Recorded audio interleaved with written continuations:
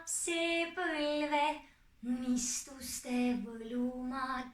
Olla saad, kui sellesse sa usud, suur või väike, ikka rändad muinasmaal, et need teed sulle ei unuks. Tere! Mina olen Merli ja mul on nii hea meel sind tervitada jälle kuulama uut ja põnevat lugu. Kas sina tead, mis aastaaeg on parajasti? Kas kevad, suvi, sügis või hoopis talv? Just, kätte on jõudnud sügis. Ja mina olen mõelnud, kuidas ometi aastaajad üldse tekkisid. Ja ma leidsin ühe väga toreda raamatu Margit Saluste. Kuidas tekkisid aastaajad. Ja ma loen seda raamatut täna ka sinule ja uurime välja, kuidas see siis täpselt käis. Nagu sa kindlasti oled tähele pannud, on olemas 4 toredat aastaaega. Kevad, suvi, sügis, talv. Igal aastaajal on oma rõõmud, millega sind üllatada. Mõnele meist meeldib kevad ja tärkav loodus. Mõnele soe suvi ja palju päikest. Mõnele mõtlik sügis, aga mõnele hoopis külm talv ja kohev lumi. See muinasjutt on aga igiammustest aegadest, kui aastaaegu veel ei olnud olemaski ja räägib sellest, kuidas need tekkisid. Keset suurt ja tähist taevalaotust oli 3 kuningriiki. Päikesekuningriik, lumekuningriik ja vihmakuningriik. Ma näitan sulle neid kuningriike ka.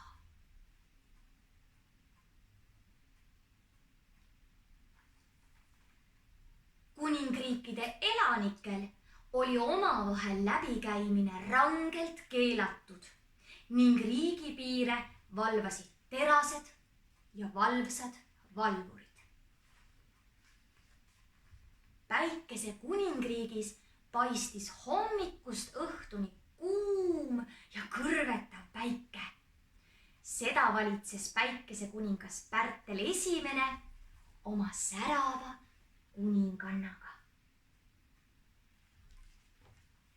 Kuningapaaril oli 2 armast last, printsess Päikesekiir ja prints Päikesepoiste. Kuna Päikesekuningriigis ei sadanud mitte kunagi vihma, mis maad kastnud oleks, ei lasknud lõõmav päike kasvada mitte ühelgi rohuliblel. Päikesekuningriigis oli nii palav, et isegi kuningas, kes armastas jäägitult kuuma päikest, higistas kohutavalt. Tema õukond otsis varjulisi lossikambreid, kuhu kõrvetava päikese eest varjuda.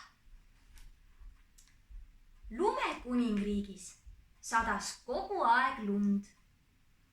Kõikjal olid jäämäed, kõrged lumehanged ja krõbe pakane.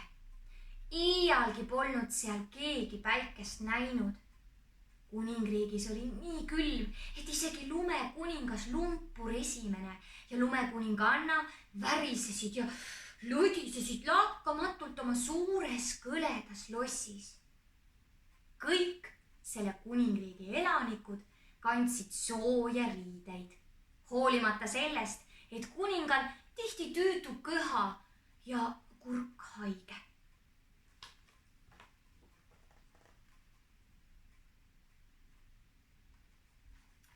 Siis pidid kuningriigi parimad ravitsejad jälle rohtusid segama et kuningas ruttu terveks saaks.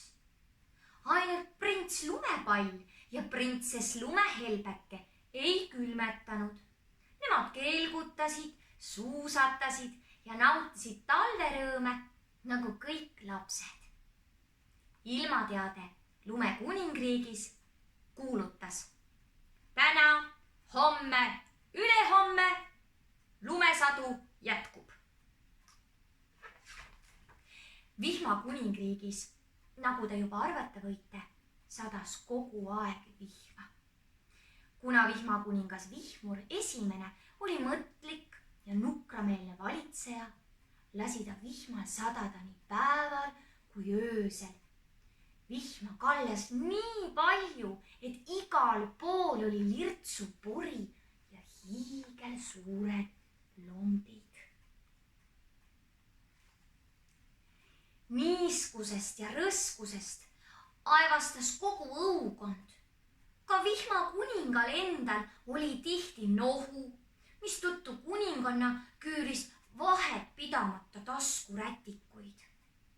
Loomulikult kasvasid ka selles kuningaperes 2 toredat last, prints Vihmapiisk ja printsess Vihmatilk.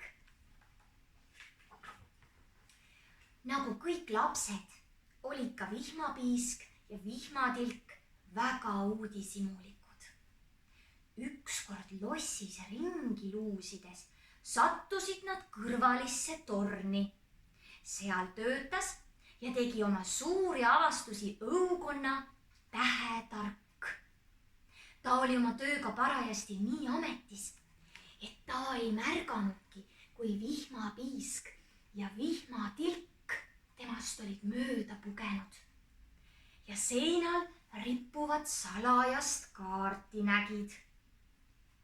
Imestusega avastasid lapsed, et peale Vihmakuningriigi on olemas veel 2 kuningriiki. Vihmapiisal õnnestus piiluda astroloogi teleskoopi ja järele uurida, kus need riigid asuvad. Nüüd tekkis lastel vastupandamatu soov vaatama minna, millised need riigid on ja kes seal ometi elavad. Lapsed hiilisid salaja Vihmakuningriigi valvuritest mööda ja leidsid paraja suurusega pilve, millega sai mööda taeva laotus sõuda. Mõne aja pärast jõutigi päikese kuningriigi piirile. Ka siin pääsesid lapsed osavalt valvuritest mööda ja seejärel mindi vargsi maad uurima. Nende imestus oli aga suur, sest selles riigis ei sadanud vihma. Kuskil ei olnud poriloike ega pori. Paistis hoopis soe ja särav päike. Liivamägede vahel märkasid nad lapsi liivalosse ehitamas. Need olid meile juba tuttavad printsess Päiksekiir ja prints Päiksepaiste. Vihmalapsed jutustasid, kus nad tulevad ja ütlesid, et otsivad endale sõpru. Äkki märkasid päikeselapsed, et sinna, kuhu Vihmapiisk ja Vihmatilk olid astunud, tärkas rohi ja puhkesid õide kaunid lilled.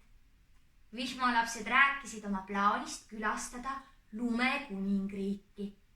No loomulikult ühinesid nendega ka päikeselapsed. Teel Lumekuningriiki näitasid vihmapõnnid oma uutele sõpradele ka oma maad. Ja niipea kui Päikesekiir ja Päikesepaiste astusid Vihmakuningriigi pinnale, kuivasid seal lombid ja hakkas särama päike. Edasi viis teekond Lumekuningriigi otsingutele. Lumekuningriigi piiril kelgutasid sõpradega Lumepall ja Lumehelbeke. Nähes lähenemas kummalist seltskonda, lapsed kohkusid ja haarasid kätte lumepallid. Kutsumata külalisi tervitati tormilise lumesõjaga.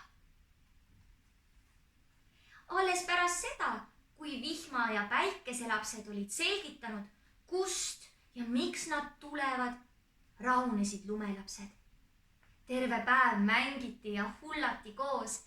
Kui oli aeg koju minema hakata, leidsid kõik, et nii toredat päeva ei ole neil varem olnudki. Kogu aeg võiks nii olla. Vahepeal olid lumekuningriigi valvurid avastanud piiri rikkumise ja mööda jälgi jõudsidki nad lasteni. Kogu seltskond viidi lumekuningas Lumpur esimese ette. Lapsed jutustasid kuningale, kuidas nad olid kokku saanud ja sellest, kui tore neil oleks koos mängida, kui kuningriikide vahel ei oleks piire. Lumpur esimene mõtles. Mõtles veel. Ta saatis käskjalad päikesekuningriiki ja vihmakuningriiki ning palus kuningail tulla suurele nõupidamisele. Kuningad tulidki kokku. 3 päeva ja 3 ööd arutati, kuidas ühineda ja kes hakkab riigivankrit vedama. Lõpuks otsustati võim ära jaotada nii, et igal kuningriigil on oma valitsemise aeg. Talvel valitseb lumekuningas. Selleks, et kõik ära ei külmuks, näitab ennast vahel harva ka päikesekuningas. Kevadel haaravad ohjad vihmakuningas ja päikesekuningas, kes koos sulatavad lume ja aitavad rohu tärkama. Suveks saab päikesekuningas endale täis võimu. Kuna päike kõrvetaks kõik rohu ja lilled, kastab neid aeg-ajalt vihmakuningas. Sügisel pääseb riigitüür jälle vihmakuningas ja päikesekuningas. Näitab ennast üha harvemini sügisel. Aga päris sügise lõpus, kui lompide peale jääkirme tekib, hakkab lumekuningas ennast jälle vargsi meelde tuletama. Kuningriigid ühendati ja piirid kaotatigi ära. Ja nii tekkiski 4 aastaaega. Kõige rohkem rõõmustasid selle üle lapsed, kes said nüüd kogu aeg koos mängida ja rõõmu tunda nii kevadest, suvest, sügisest kui ka talvest. Kevadel, kui päikesekuningas üha enam võimule tuleb, lahkub lumememme pere. Rõõmsalt siristades lendavad kohale esimesed kevadlinnud, kellele väikesed printsid on juba pesakastid meisterdanud. Ja muidugi esimesed kevadlilled nii ilusad, et neid võikski imetlema jääda. Suvel on vahva rannas ehitada liivast losse ja kindlusi. Loomulikult nagu kõigile teilegi meeldib ka väikestele printsidele ja printsessidele vees hullata ja päevitada. Kas sa oled tundnud, kuidas vaikselt liival lesid ja kuidas päike teeb sulle sooja pai? Sügisel on ütlemata tore joosta läbi porilompide, mõistagi kummikutes. Aga eks vahel võib ikka juhtuda ju äpardusi, nagu sellel pildilgi. Aga sellest ei tohiks lasta oma tujul rikkuda. Aga kas sa oled märganud, et nii värvilised, nagu puulehed on sügisel, ei ole mitte ühelgi teisel aasta ajal? Talvel saab suusatades ja kelgutades palju nalja, sest kõik ei jõuagi kelguga mäest alla. Mõni laps maandub hoopis lumehanges. Üheskoos valmistatakse lõbus lumememme pere, kes terve talve lapsi rõõmustab ja vahel peetakse maha kuningriikide vaheline lumesõda. kas sa oled kuulanud, kui vaikne on talvel olla metsas? On selline tunne, et kogu loodus hoiab hinge kinni. Kevad, suvi, sügis, talv. Vot selline tore lugu aastaaegadest Margit Saluste raamatust. Aitäh, et sa kuulasid. Ja täna mina meisterdan sinuga koos ühe toreda vihmavarju. Me nimelt kaunistame vihmavarju ära väga erilisel moel. Hei, vot see on minu vihmavari. Sul on ka kindlasti vihmavari ja sinu vihmavari võib olla hoopis teistsugune. Ja nüüd me teemegi kõik koos ühe vihmavarju kujunduse. Me hakkame disaineriteks. Disainime ühe moodsa vihmavarju. Ja me kasutame selleks mitte pliiatseid, mitte värve, vaid me kasutame selleks hoopis midagi, mis leidub sinu köögikapis. Mina olen siia täna, vaadake, pannud peale natukene tatart, makaroni, riisi, riivsaia ja siin lõpus on kaerahelbed. Ja tegelikult on selle alustamisega niimoodi, et sa võid võtta täiesti valge paberi ja joonistada ise siia peale vihmavarju. Niipidi või niipidi, kuidas sulle endale meeldib. Aga mina tahtsin, et see vihmavari oleks võimalikult laialt, et ma saaksin siia peale mõnusalt igasuguseid põnevaid asju peale puistada. Teeme siis sinuga koos algusest peale. Paneme selle siia peitu ära. Võtame selle vihmavarju ja me paneme siia alla kõigepealt liimi. Aga enne kui sa hakkad liimi panema, vaata, kas sul on ettevalmistused tehtud. Nii et ma räägin sulle korra veel üle. Ma siia panin riivsaia, riisi, makaroni, tatart ja siin on kaerahelbed. Ja nüüd me teemegi niimoodi, et me teeme ükshaaval. Selleks sobib täiesti tavaline pulgaliim, aga pane seda väga hoolega, et see, mida sa sinna peale raputad, ilusti külge kinni jääks. Ja teemegi niimoodi, et ärme tee kõike liimiga kokku korraga, vaid ühe sellise vahekaupa. Mina alustan praegu näiteks sellest otsast siin ja panen siia liimi niimoodi peale. Väga hea. Niimoodi.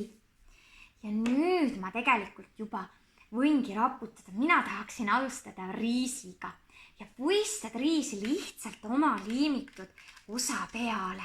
Pane kohe hästi paksult siia. Peida justkui kõik see üks osa ära, mis sa liimiga tegid. Ja siis vajuta ka tugevasti oma sõrmekestega siia peale. Ja isegi panen veel natukene. Näed, sa seda saab tõmmata. Nii. Ja nüüd, kui sa oled tugevasti siia peale ka vajutanud, siis võta oma paber ja pane see niimoodi kokku ja lase ülejäänud kõik tagasi oma taldriku peale kukkuda. Siis kõik tükid, mis on lahti, kukuvad ära ja need, mis jäävad kinni liimiga, on kinni. Tee rahulikult omas tempos, aga mina lähen juba järgmise osaga edasi. Nüüd panen liimi vot sellele osale. Hästi hoolega, et ilusti kõik kinni. Oih, natuke tuleb riisi ka, aga sellest ei ole üldse lugu. Lükkan selle lihtsalt kõrvale. Nii, aga mis me nüüd võiksime panna? Ma vist panen tatart. see on selline pruunikas ja natuke teist värvi, eks ju. Riis on ju hele, tatar on tume. Ma raputan jälle kõik siia peale. Panen hästi palju ja paksult. Ja kui ma olen ära siia pannud, siis ma hakkan sõrmedega vajutama. Täitsa kohe niimoodi kõvasti. Vajuta see kinni. Niimoodi.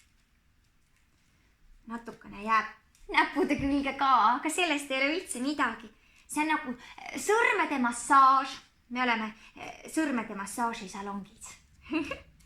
Nii. Ja kui sa tunned, et nüüd vist on kõik kinni jäänud, siis jällegi võta oma paberist kinni, tee temast selline kauss, vaata. Kus sa saad kallata ülejäänud kõik. Hops, siia ära. Mul jäid mõned siia paberi peale kinni ka. Ma lükkan need ka siit ära. Nii. Ja ongi kinni. Nüüd võtame 3. osa. Lükkame selle tatra siit eest ära. Ja paneme 3. osale liimi. Hoolega mäletad. Siis jääb hästi kinni. Niimoodi. Mis me nüüd võiks panna? Proovime makaroniga. Niimoodi. Need on sellised peenikesed ja pisikesed makaronid. Puistan need siia peale. Jällegi hästi paksult pane. Sest pärast saame kõik ülejäänud, mis kinni ei jäänud, ära raputada. Nii. Hakkame jälle vajutab. Sõrme all kohe krõpsub. Ma vajutasin nii kõvasti, et ma vajutasin makaronid katki. Aga sellest ei ole mitte midagi, sellepärast, et nad jäävad liimiga külge. Ja need, mis ei jää, raputame ära. Jälle keeran selle niimoodi. Hops. Ja kallan ülejäänud siia ära. Kuulge, väga hästi jäi kinni. Tän siit alt ise käsitsi ära. No nii. Nüüd oleme juba 3 osa valmis jõudnud. Tuleb 4. osa. 4. osale paneme hoolega liimi. Nii. Mis me võiksime panna? Riisi me panime, lükkame selle kohe kaugemale.